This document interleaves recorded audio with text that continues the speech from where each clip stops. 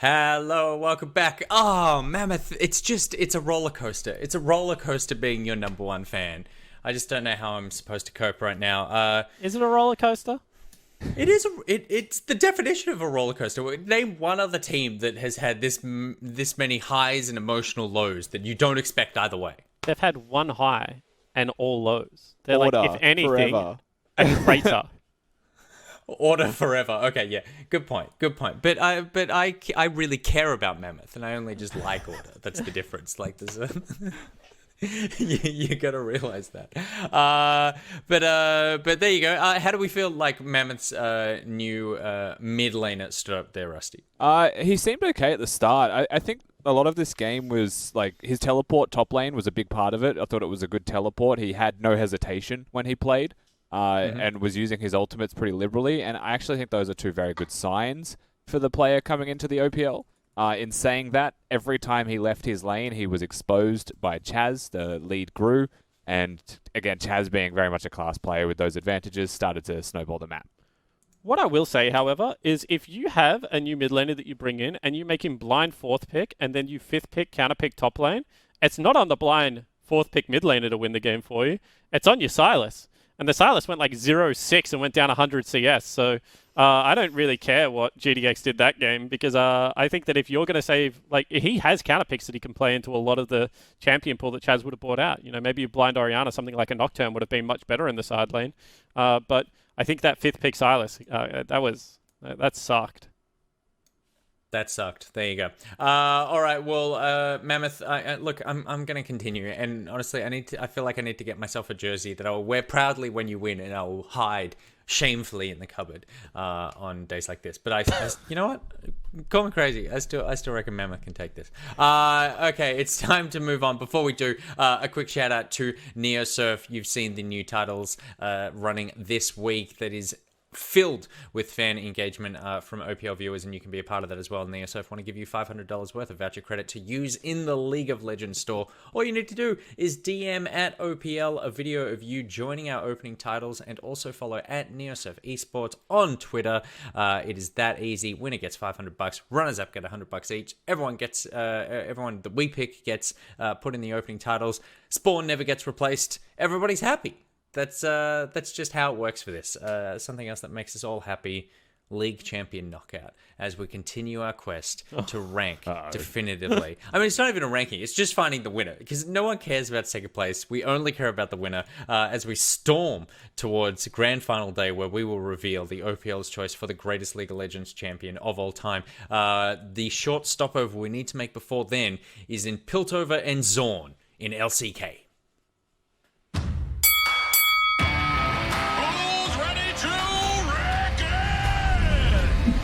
Quick in fear, fleshling. Care for a spot of tea? Or maybe a spot of punch in the face? So, do you know how Piltover and Zorn kind of evolved, Nick? Just because I don't know. I'd rather talk about anything but LCK. Please. So they were kind of hinted at as being like these neighboring or rivalry factions when League of Legends first came out, like Piltover or Zorn. They're both like, into this hex magic, like hex tech kind of stuff. But then I think it was like round about when I was there, and I know it was a Kiwi that did the lore behind it and stuff and a lot of the artwork, but pretty much what was found out is like it's one city, but Piltover is like the upper city, and Zorn is like the poor craters within the city where all like the scum and the filth and the Twitch Piltover's chat like people. us, yeah, and Zorn is Twitch chat. Yeah, correct. You really stole my thunder of where I was going with that joke. But yeah, whatever, all right. But it's your show, you host it. I didn't realize that was your big lead-up reveal. You can't. I thought this was a genuine, like lore. It was such a jab that was a build-up at the end. Oh, no. It was just a huge troll. It was a 45-second build-up troll to just smash Twitch chat. You know what? Whatever. I'm done here today. I've cast my games. Like, get into the LCK. It look, now that will live on forever. It's a wonderful moment in the OPL, which went terribly wrong. All right, it's time to start ranking these champions. The first matchup we have, it is Camille versus Caitlyn. Ooh. Ooh. How do you pick? They're very different. I think. I mean, one has a top hat, so clearly wins. So, well, no. That's very unconventional for a sniper, don't you think, to be wearing a top hat when they're majorly about stealth? Also, considering the entire outfit, it's very confusing. It's very conspicuous. It doesn't really make sense. I'm picking based off the cinematic that involved both of them recently, and Camille was significantly more badass. So I'm going to go with Camille. See, I'm really all about the Caitlyn. Once again, maybe it's just like the trope or whatever it's called, like the character design, the fundamental design. But who doesn't like the slow shot sniper rifle in every game? I'm all about that. And my favorite iteration of Caitlyn, and Rusty, you would remember this as well, is when in the LPL, you would go only like AD items and you would play it into... Oh, no, I'm not going to say your one. I'm not going to say AP Trap Caitlyn following you around the jungle, because that's troll. But like when you play it into LeBlanc and you just shoot her once and then ult her, and then LeBlanc couldn't do anything in the game. And that was the whole point behind the Caitlyn pick, because I hate LeBlanc. So Caitlyn, I'm all about it. I'm all about Caitlyn as well. I mean, I think you had it with the ult that I remember when I first played League of Legends, Caitlyn was like one of the 2 champs that I played, and it was because you just go, that ult is kind of like, I can't screw this up. This ult ults itself. So for me, an excellent entryway. I like the confidence of being a sniper wearing a top hat. And even though chat says 57% do not want Caitlyn to win, well, then I think we've already established our complete disregard and hatred for you in this segment already. So we will ignore your advice for this one. Congratulations, Caitlyn. The next matchup. I'm with you, chat. Sword legs all the way. Sword legs all the way.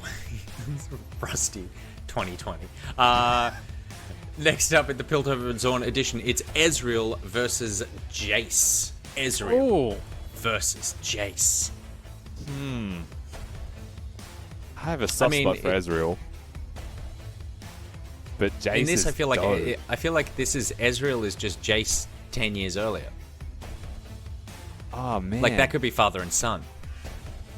I think I would pick Jace.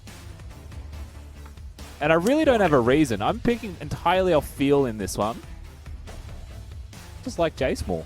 I feel like there is like stuff between these champions, and I don't know what it is. But like maybe are we shipping them? Is that what's about to happen? Because like, I don't know. Like, does he have lines? I'm actually looking at the lines that he has with Jace. Can't manufacture magic in a lab, Jace, or good looks for that matter. Okay, maybe there's nothing between them because he just flames him in game chat. Could we start something? Could we start shipping them? Because I feel like that could get some traction. Yeah, maybe it does. I like what Ezreal talks about the grimdark future, and Jace is from the grimdark future. I feel like, yeah, I like Ezreal more. I'm not gonna lie, Jace sucks. Jace sucks. There you go. That's where we landed. Is this sort of like, I like that both of you tried really hard to come up with something, and then it was just like no. There was just nothing. Ezreal's running away with 62%. That's fine. They can't all be winners. It's okay. Sometimes you just got to admit that like holy there's crap. no rhyme or reason. Someone said Jace looks like Gaston, and now I want to vote for Jace. That's very true. But Gaston is the villain. What? No. Yes. No, Nick, bring it back to my camera. No. Okay, explain how he isn't. Hang on a second. So, Are we talking about the same Gaston? A beast kidnaps a maiden, locks her in the dungeon. Yeah. Gaston then rallies people to save her without any other information. He doesn't know if the beast is a lovely guy or something. He just knows a beast has a maiden. He then rallies the troops to go save the fair maiden, and he's the bad guy. Ezreal wins, by the way, just so we can get back on Jay, because I feel like he's very passionate about this. Okay. Can you please explain how he is bad? Well, I'm going to quote my good friend Hysterics here, which is Gaston is a prick. So that's my reasoning. I think you're both right in this case. I think you've taken a very. I mean, it's and it's completely valid, but I think you're taking a very sort of like 2020 postmodern hyper sort of like feminist critique of Beauty and the Beast, which is valid, but at the same time, in the spirit in which it was made, Gaston is the villain. Gaston is the villain. let's Gosh, not it let's not disturbs me to see retcon Gaston Gaston into some sort of like so down in the dumps. sensitive new age guy who believes in empowering choice. He's pissed because he feels like she owed him. He feels like he owns her, and that the beast took her from and that she belongs to him. That's all it is. This is not some sort of like, oh, I'm going to like help you, and then you can go about your merry way. No, he wants to take her back. He thinks she belongs to him. Mate, when he was a lad, he ate 4 dozen eggs every morning to help him get large. That's all I'm saying. Good lord. Okay, we're going to see if we can fit this one in. The final one before we get into game number 3. It's a triple header. It's Oriana versus Vi versus Heimerdinger. Oriana Vi Heimer. Absolutely Heimer. He has the sickest hair ever. And he has a mustache and eyebrows to rival OPL's very own Nick Boy. Yeah, and that's saying something. Because I'm basically just mustache and eyebrows. I feel like he would fit in well with the broadcast in general. You know, he's got the glasses to match as well. I'm definitely on the Heimerdinger hype train here. Also, best joke. And he's got the unpredictability as well.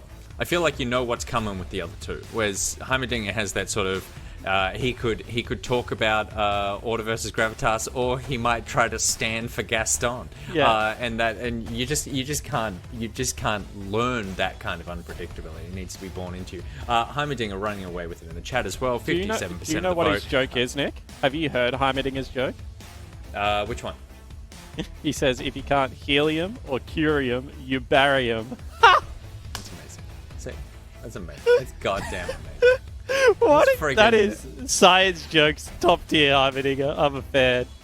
And like that's a joke. That's like a cute science joke from a cute little creature that murders you. So that's a great mix. And that to me is a real OPL mix. So congratulations, Heimerdinger. You win this one. We'll continue this after the next game. The next game, of course, Order versus Gravitas. Speaking about emotional roller coasters, Rusty, you're right. Order have taken us on an emotional roller coaster nearly every time they step onto stage. And the emotional roller coaster for Gravitas, though, I believe, is nearly over because are they officially out, or is it this weekend that decides it? How close are we? We're told that if they win every single game from here and the stars align and everyone that is in playoffs loses, they could make a 3-way tie, but they still need the 3-way tie to go a specific way to be able to make playoffs. So let's just say pretty much done. Let's just say pretty much done. Gravitas, the Gaston of the OPL, but still miracles can happen.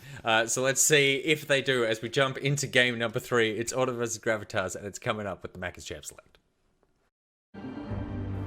Yeah, to me, it's like a little bit surreal at why we're doing so well right now.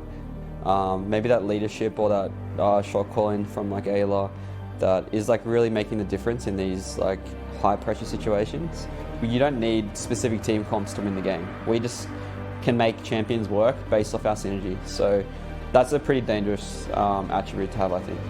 And yeah, like honestly, it feels pretty good. I'm just like really hungry and I just want to keep working harder. So yeah. Oli's very low. He's forcing out the stopwatch. He disengages. He baits the attention. Red running him down. He's got the volley. He flashes forward aggressively. For our game against Gravitas this weekend, I think they'll be bringing home a participation medal. We're just a better team than every other team. And to me, that's all you need to do to win OPL. Because that is going to be Harry getting focused right now. He's been shot down. Massive haymaker. And that's a double kill as clean as you've ever seen. I hope you put the dab in.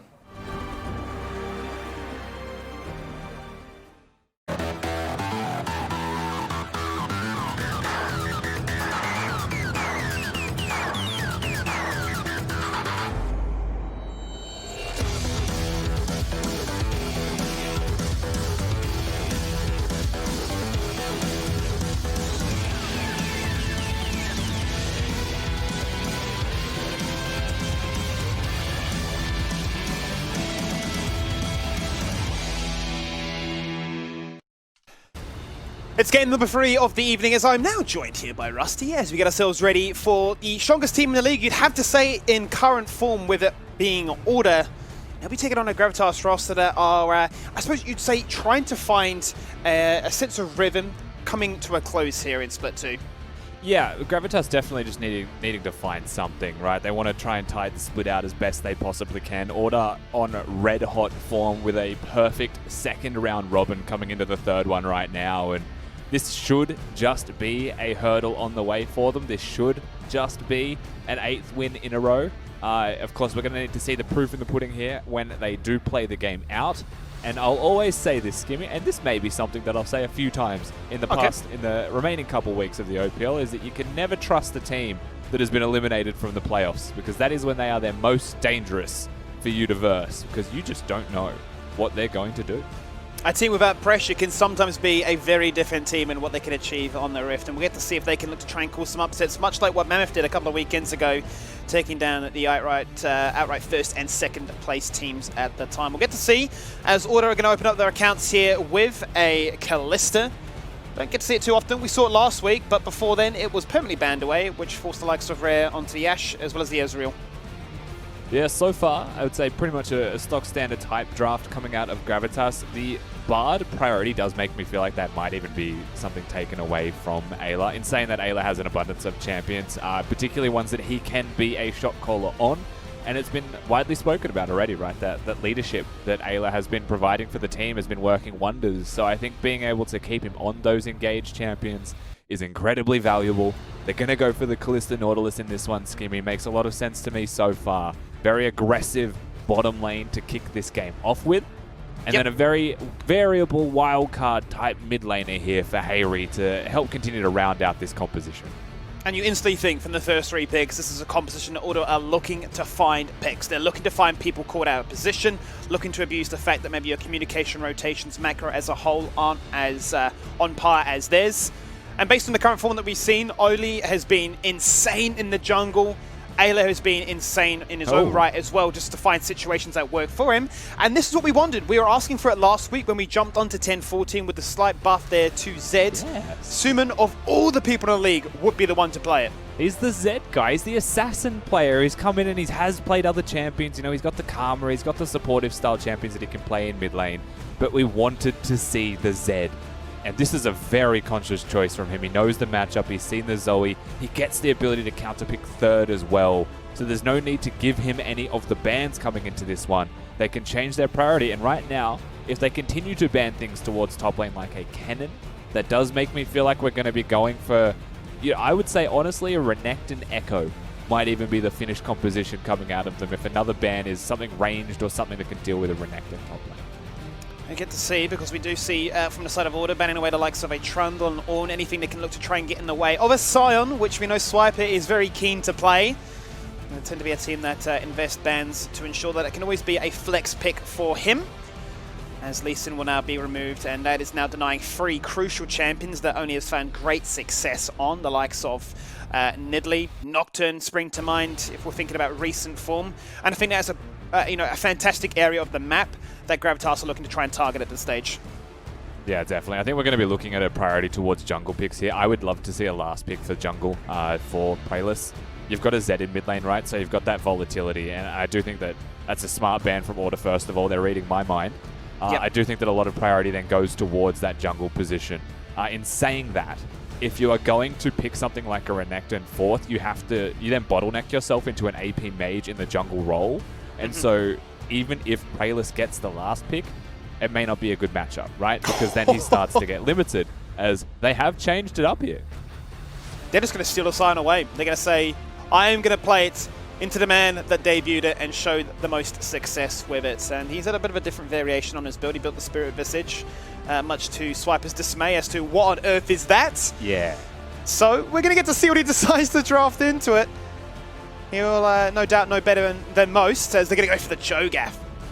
Lots of disrupts. Cho'Gath very well equipped to deal with someone like a Sion. You can stand in the middle of a minion wave and effectively trade with your opponent, which is one of the weaknesses that most people have against the Sion. He'll stand and deliver when you go for those last hits. So I like the idea of the Cho'Gath here. And just awaiting to see where they choose to go next for a jungle champion. You want some physical damage probably to round this out. In the jungle role. Lee Sin gone, however, so maybe even the Olaf. Sejuani actually going to be the way. We haven't seen this from only for the entirety of Split 2. We played it a fair bit in Split 1. And with them going for an AP top laner, there was AD that was available there. they're going to beef themselves up so they don't get one shot by the likes of a Zed and a Philios from a million miles away. What Brayless does with 7 seconds left. A couple of cheeky hovers. Some Brayless champions, I will say, just quietly in there, like the Evelyn. Not the likely pick. So what they're going to go for here is actually going to be the Sylas. Now, Sylas was often seen in the jungle role, specifically as a counter to Sejuani. The alternative is that we get like a Scion jungle. But the most likely thing here is because the Sejuani's been locked in, you get the Sylas. The way that this works is if you survive the first clear and you manage to get back onto the Rift with some health, you're effectively a Sejuani 2.0, right? Running around with your team that does a little bit more damage. Now, it doesn't apply the passive, of course, for the stuns, but you almost always want to be the Sylas if you could choose. It's going to be interesting now, because I'm looking at a mid-jungle combination for the side of Gravitas that are looking to be assassins, looking to try and get into your face and looking to try and shut down some of the strengths that Order have shown over the last few weeks. And if they can try and get only down and out and make sure he doesn't hit level 6 as easy as possible, then they give themselves a ton of power to then affect the bottom lane, where Close is going to want to achieve a big lead over the Aphelios as well. Otherwise, you're looking at a keyword being scaling that Gravitas can try and use to bridge the gap of what is Order's current success. We're looking at this one here, and you know, we've had a bit of time to sort of see what Zed is like. You know, we're starting to see members go, yes, it's strong, maybe not as strong as it was once upon a time when it was the super meta. But you know, what are your thoughts and feelings on this Zed change? Yeah, so the major change to Zed was his W speed, which, you know, most people would see that and be like, not a significant thing, but it really is, right? Because it means that you can more successfully hit your spells and full combos and weave in auto attacks instantly, which is a major part of Zed's trades. And I still think it's a matchup thing, right? Like Zed, he is stronger than he was. Maybe not like peak Zed from like season 3, I think it was. But still definitely got a deserved buff and is very strong right now into champions like potentially the Zoe, right? Zoe doesn't have disengage tools. Zed has very good engage tools, and if Zoe ever gets caught using an ultimate, just in big trouble. So you have to be very careful here if you were Hayri using the Spell Thief procs as well appropriately and not taking bad trades on them. Because if the Zed does snowball, you would find it very difficult to be a carry on the side of Order. And there's only 2 of them, to be clear. Fun fact, Suman is the only person this year to have played the Zed, and he actually played it into Order the first time they met at the start of Split 2. If you date your mind back a little bit, that's when he was going into the Azir, and we had that very famous run it down in the top lane as he looked to try and connect with the Death Mark. Didn't quite work his way, but if there ever was a player when a champion has been buffed, it would be him. So we'll get forward, well, we'll look forward, I should say, to see what he can do this time around, as Order are chasing another win, looking to try and continue their streak to take down Legacy in first spot. Whereas for Gravitas, the pressure is off. The ability to cause an upset is fully on. Yeah, 100% looking to just be that blue shell if they can. And one other thing as well to the point of Zed in mid lane here, Skimmy, is we haven't seen a lot of Corki recently, have we?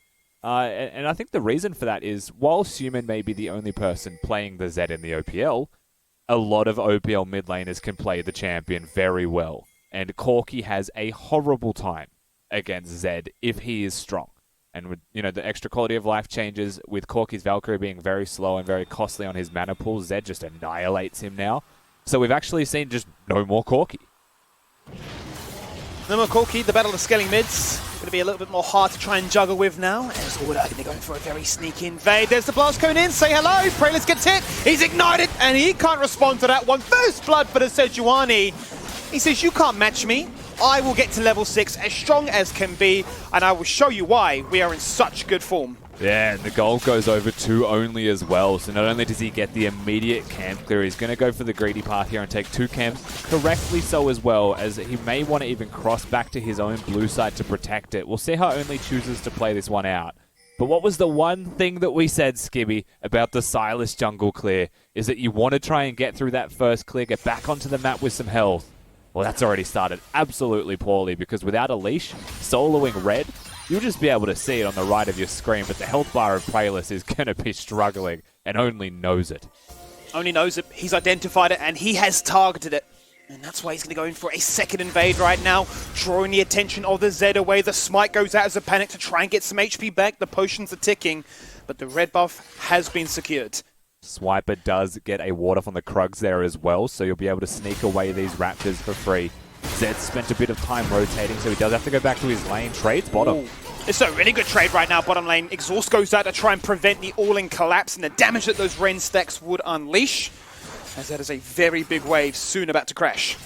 Yeah, and if he will get pushed in, of course the exhaust was used by Beats, and he's got some hot cocoa sitting in the wings, so he will be perfectly fine in the end. Also the Guardian equalizing the rend damage. So nothing too extreme, honestly, as the most extreme thing is currently on your screen. Praelis about to find out the hard way that he never left. Get out of here. Last cone back to your base, because you've got to go back. You've got no potions, potion charges left. You just can't sustain yourself in this jungle. And imagine a situation where at level 3 you're being bullied out by a Sejuani. Yeah, so this is rough, because that jungle camp that Only's just walked past has a single little popcorn chicken there. And that is the side of the jungle where Praelis will not go, right? So he's going to go to his bot side to try and clear some camps, do his best. And by the time he finally gets another reset of jungle cams off, goes back to top side, he's going to find it counter-jungled. So Only puts himself in a position to really accelerate his jungle clear, gets 6 significantly faster than that of Praelis. And this is going to be a huge jungle diff first 10 minutes of this game if things continue to go as expected. Certainly will be. But as you can see, they're swiping, making a case to say, I don't want the spotlight to be solely on my jungler, as he proxies the top wave and finds himself with a healthy little lead as the wave will continue to crash in. Attention bot lane. Praelis has said, I've got nothing to clear. I can't do much. I need to find some form of kill, some form of income in the state of shutting down this Kalista. It's going to be very difficult to do because the Order are aware of it. They've got the vision laid down. They're well protected. Yeah, and it's hard to tell if he was looking to just soak experience or if he was actually looking to potentially counter gank, because I'm not sure they want the 3v3. Oh, no. Here we go. He's disengaged. There's only rocks up to the fight right now. The magical journey, can he get to it? He gets stunned! He can't even flash. He used both summoners, but it wasn't enough to get him out of harm's way. And that's the second kill at the 5-minute mark. Yeah, Sejuani's got melee champions in bot lane and top lane, so they're actually able to hit their CC to start the combo. Extremely easy to follow that one up with further stuns and net themselves yet another kill. Definitely in the driver's seat Order, and I don't think that this is going to slow down anytime soon, now that some extra gold's into the pockets of Red. More money. More chances to blow this game wide open, and as you said, they've identified weaknesses and the strengths of their composition, and they have targeted it beautifully. And this has, for the most part, I think really been the story of Gravitas, is having a few blips on the map by some other teams, and it tends to snowball out of control. One thing I think we should just briefly touch on here as well, as Praelis is continuing to die to jungle camps, is the fact that Rare has exhaust in this game. So he hasn't gone for the barrier, hasn't gone for the heal. Often against a champion like a Zed, you'll consider barrier over heal, right? Just because he has the ignite most times, he'll go on you. In this case, though, he has gone for the exhaust. So very much about just denying the damage of Suman himself. And that, to me, is a sign that he's only worried about Suman diving on him, not needing that barrier for any other champion's burst. So far so good. Also gives a bit of extra kill threat, and this is not an uncommon thing for Kalista specifically in laning phase if you go for Hail of Blades, because it actually gives you just so much kill threat in your level 1 trades when the Hail of Blades procs come across. So a bit of a 2-for-1 choice there for Rare. Yep, I do like the confidence pick that you highlight there with the exhaust. The current form of this team showcases that he has plenty of pilling potential. He has full faith in his teammates, the likes of Ayla and Swiper, to lock key targets in place. If that doesn't work, well, hey, you've got a Hairy Bubble as well as an Only to stick them in the ground. Keep them frozen, keep them locked up, and create another Disney movie as we now turn our attention to the bottom lane again. And it's Praelis just hunting for anything. He's saying, please, I need money. I'm so poor in this game.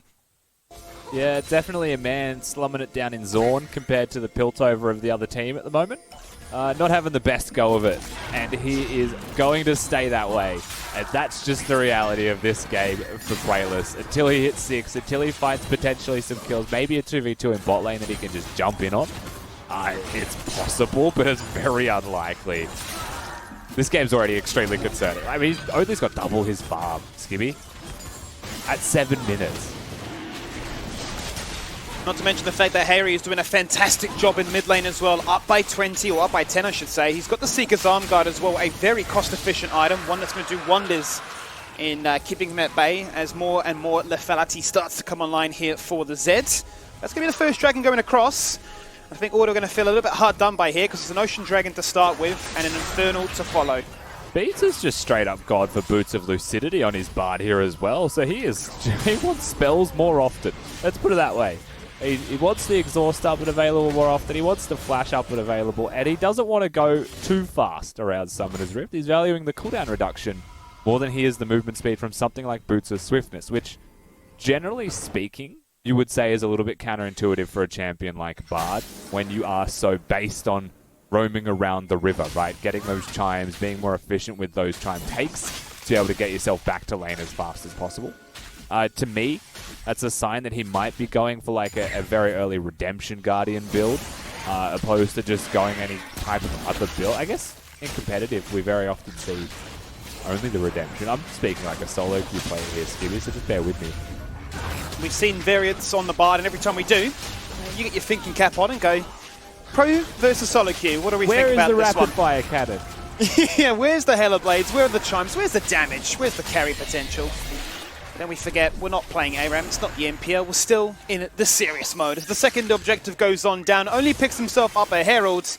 This jungle has belonged to him, and much as the stats showcase between both of these teams, I actually found an interesting one that Order are the strongest team in the league when it comes to controlling all of the jungle camps, whereas Gravitas are the weakest. That makes a lot of sense, given the way this one started. Still on trajectory for that one as whoa. Yeah, that was a woe. They just chase on through. Nothing more happens from that one, as it's going to be a bit of a party in the top lane with a Herald ready to get their dancing shoes on as well. Not looking to summon the Herald just yet, though. Maybe if Hayri hit that Q and they chunked out Puma, they could have looked at that one. You definitely want to try and get as much damage as you can to turrets first. And also you know that Gravitas are here just waiting in the wings. And they haven't shown themselves in mid lane. You can see a missing ping actually comes across from Hayri there. They're summoning it anyway. Okay. So maybe looking for plates in mid lane as well as the plates in top lane. I think they'll be happy with just calling it a day. Not looking for the turret itself. As much money as they can. And that's a really good play, because one, Beats does not have the Tempered Fate. They lock them in place. They know they got the easy track onto mid lane as well. A cost-efficient play that blows up big time. And we discussed the boots of Lucidity for Bard, but there is actually one other person in this game who does also have those boots, and I'm a very big fan of the decision in this game for it. So we've got for Hayri in the mid lane, he's going Zonia straight after the boots of Lucidity, and to me that's huge, as Sedrani's just popped the ult. Yep, the Glacial Prison locks him in place, forced the flash away for the follow-up CC that Ayla was threatening. That is a strong zone denial, and that's the teleport to come on here, as Gravitas say, we want to force this fight. Order can disengage, but will Suman let them? He's threatening with the ultimate. Doesn't decide to connect. I'll get a flash out of only, but it is still just going to be the disengage. That was a very defensive position for a teleport from nobody. Looking to make a play with his ultimate when the play was happening in the river. Isn't exactly where he wanted to be. Now he's just going to give time for Swiper in bot lane as well to just freely farm. Gets a free reset off as well if he would like there. Comfortable position for Order's top laner and a very happy result for the whole team after that teleport comes across. They'll get some plates. That'll be their real win for it, but that's about it.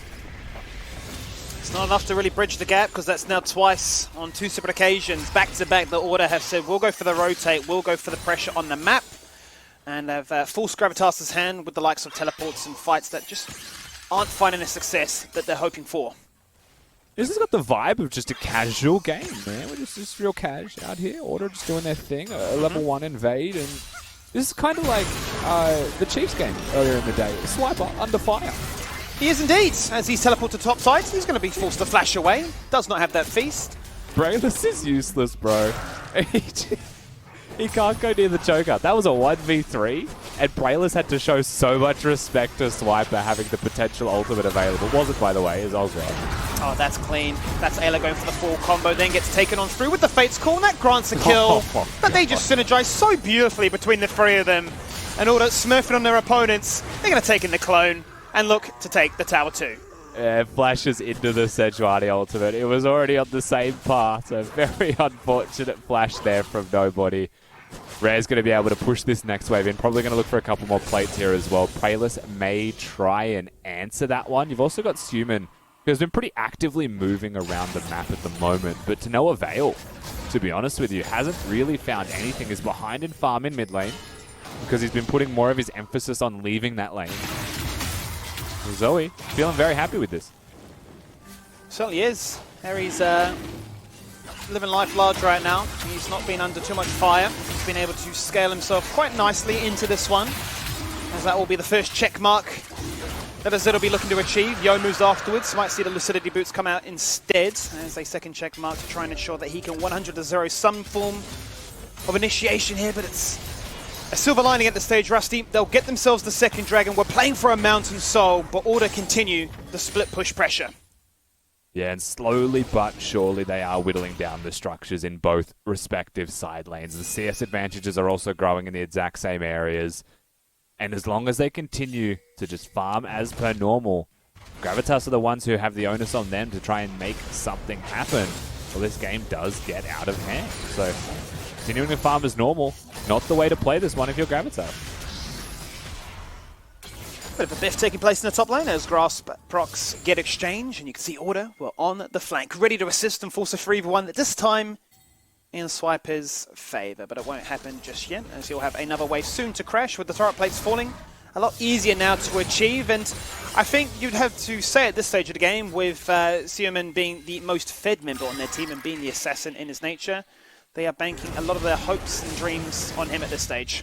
100%. He's also about to find himself a Sejuani in the Tribush. Looking for it. Is he going to deploy the full combo? He hasn't started it up just yet. There it comes. Got Ignite in case they need it. There's a shutdown. And there's a ton of gold. Now with the blue buff. Oh, one battle star. There's the empowered auto attack. And Harry minces me as he says hello. He make it a 1-for-1 trade between both those mid laners. And the nimbleness of a Zed gets matched by a Zoe. And you know, I was just thinking about this, as we'll let Hayri get the bubble off first, and we'll see how much damage he does. Or, he flashes really for that one as well. Actually forces nobody to ultimate away. Yeah, nice play here. They're also going to get themselves the outer turret, Skibby, so they're doing very well still. Bot lane outer also going to fall. That trade was interesting to me, because if I was Suman, and I pressed tab, I would have gone towards where Rare 7 is 100% of the time. I never would have actually considered going towards Swiper's side of the map. You know, he's the armor builder, and you've got your early lethality, and I mean, may not have been 11 at the time. You know, Rare doesn't have exhaust still. We're sitting duck effectively if you can get circumnavigate, just try navigating your way around the Nautilus. Could have been a potential kill threat, but not going to go for that avenue this time. Instead, does go to the top side of the rift and at least trades. Yep, you can see now that they're going to try and make his life just a little bit harder, given he's the most fed member right now. Triple Ninja Tabbies have been picked up, as that is going to be a very well-protected Kalista now with the summoner choice. So as we see Swiper get a little bit aggressive. He's popped the Righteous Glory, slows him down, hits him with the knock-up, says, I've got a feast ready to go. Macca's champ select, Macca's gaming, and Macca's player of the day. Yeah, that was a bit of a McFeast there for Swiper as well, wasn't it? Just take it out, Stupid, easy as you'd like. Flash available for the mid laner of Gravitas, but I think he also resigned himself to his fate, which was death, once only had shown himself. Well played here by the top laner of Order, and well played in general so far from the whole roster of the Order boys. Still snowballing this game out extremely effectively, very comfortably. There you have it, the second Herald of the game. That will be used once again to good effect, no doubt, as we saw the first one used to bait the attention of Gravitas to one side of the map as they achieved pressure and control elsewhere. 2 turrets so far, this one will guarantee the third, and this will snowball the game even further than it has been already. That will be the final turret that breaks open all the tier 1s, as they can now look to expose the map and open up the vision game to make it a little bit easier to find picks like this. As you see, it only chases on through with that magical journey, lands the ultimate and says, hello, I have a Zoe that can potentially one-shot you. Yeah, they get the flash out of beats there. Again, too tanky is this Sejuani. A snowball Sejuani is just devastating to deal with. That's not going to slow down anytime soon. They're going to push their way into the blue side jungle of Gravitas, but not really with a priority goal of getting vision down here by any means. They're just controlling their opponent's movements around the map. And I mean, realistically, at what point are we going to start talking about the weather? Because this one's just missing a bow on top. And we're only 17 minutes into this one. It's been an interesting game, as we've seen a denial of 2 different picks, be it the Scion and the Bard. A denial, respect bans, respect picks.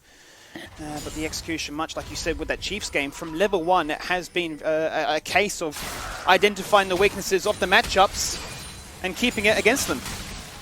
And I mean, a lot of this is like outlined through the draft itself. You know, we already said this earlier, and I think it's fine to reiterate that fact. But Sylas on his first jungle clear gets incredibly low. You need to be able to protect that Sylas through the first movements, and they got late invaded.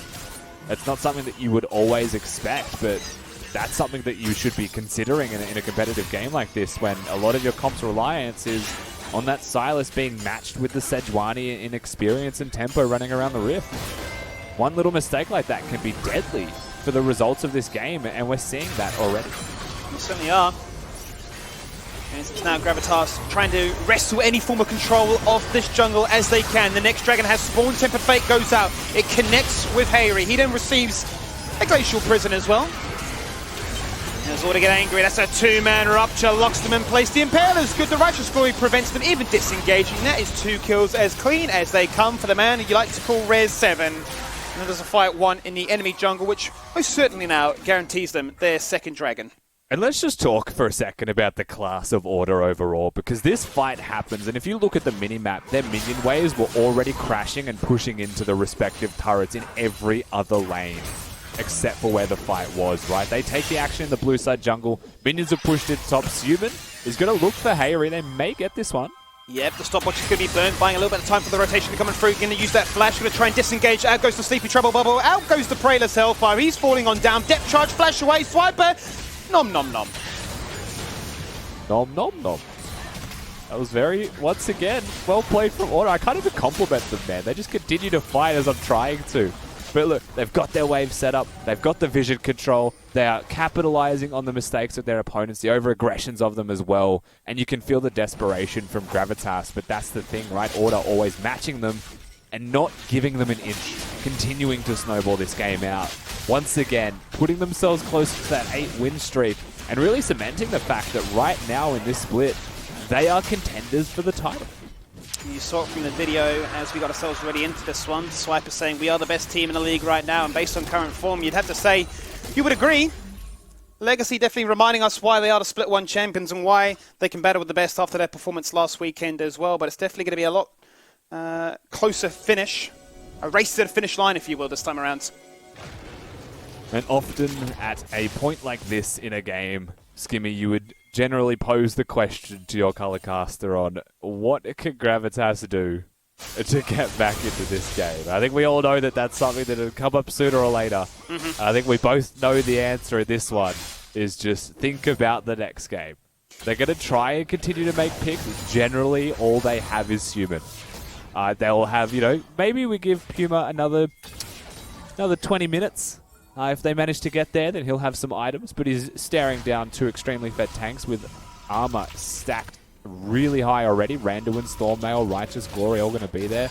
Gargoyle Stoneplate for Ayla and their tanks that are snowballed. Is this their last chance? Oh god. We'll continue that point in a second, because that is them going now for the 1v3. They're going to teleport in the side as well, because they want to make sure that this man falls on down. We've seen him do crazy things before. They actually exhaust him after the feast is gone. He nearly got the solo kill there onto the Z. Out goes the Tempered Fate, prevents Rare having any kind of influence, so they now chain onto him. Exhaust goes out instantly, looking to try and turn things around. Redemption comes on down, pops them up. Out go the Ren stacks, and down go the members of Gravitas. They've paid the ultimate price. They've taken down the Titan of the top lane. They've angered the gods, as he now finds himself a triple kill and tells them why you should ban his Callista. You may have taken out the Armored Titan, but he's got reinforcements. The squad's all here. They're ready to go. The trades come back with a vengeance, and the interest on that return is huge for Order. They get the team fight. Hayri pushing mid while they're doing Baron just quietly, still achieving on his own. There's just no way out of this one for Gravitas. Doing what they can means throwing 4 people at a single person and being all but aced for it. Touching on your point from beforehand, given the nature of them running an AD mid laner, obviously all the attention shown the way of the armor stacking as you highlighted.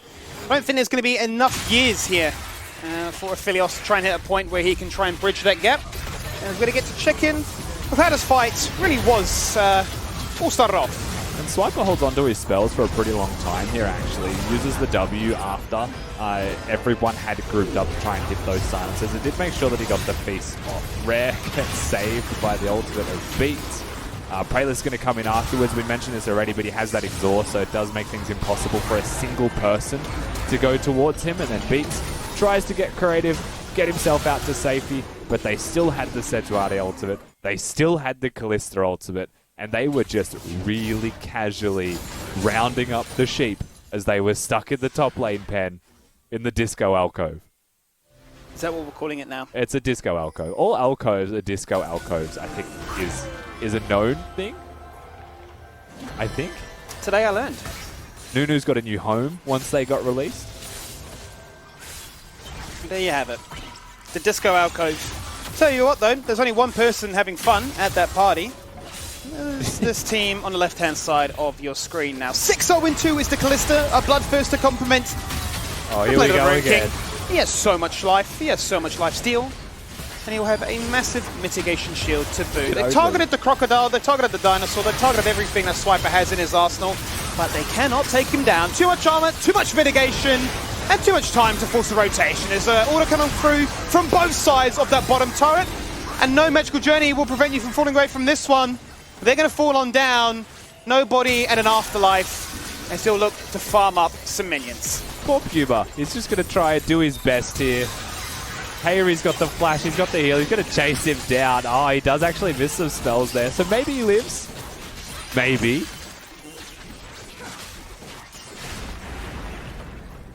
What is there left to say? Order showcasing their class, showcasing the form they're in right now. Getting closer and closer to the form of a playoff buff, but we're not even at playoffs just yet. 16k gold, as you say, 18 kills to 2. It has been a performance that Gravitas will want to forget. Yeah, all that's left is for the Nexus to go down here, just wrapping it up, if you were Order. We'll see how they choose to play this one out, because I bet they want kills first. They want to pad those KDs just a little bit more, as there goes the double kill for the big man in the top lane, as he'll find a feast and he'll find some success. As they will now flash on forward and guarantee another ace to end out this game. Out goes the white flag, but for Order, another win, another day in the office. They're able to get 20,000 gold difference. They are 100% trying to maximize the gold difference between these teams as the Nexus dies. They just took every minion around the Nexus before they ended the game, Skimmy. Order knew what they were about. It was about 19,000 at the end as well. Crazy. All the money, all the fun, and all the victories. As that now means that Order are 8 wins on the go. When does the run come to an end is what I suppose most people are going to be asking right now, because they're looking so red hot. They're just a tank steamrolling over some little cannon fodder as they walked over Gravitas. So that was an absolute smashing. Order never in doubt. Never in doubt, and we've still got plenty of bangers left for you here tonight, because after the break, the final game here for Week 8, Day 1, it'll be Legacy taking on Direwolves.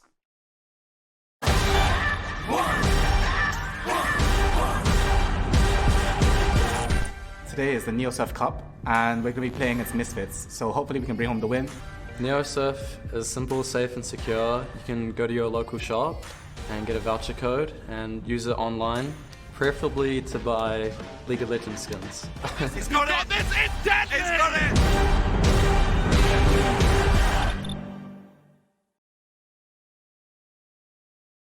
If you're craving the taste of your favourites, head to Macca's for a fast, safe and contactless drive-through experience. For your Macca's run, contact free, we'll be here.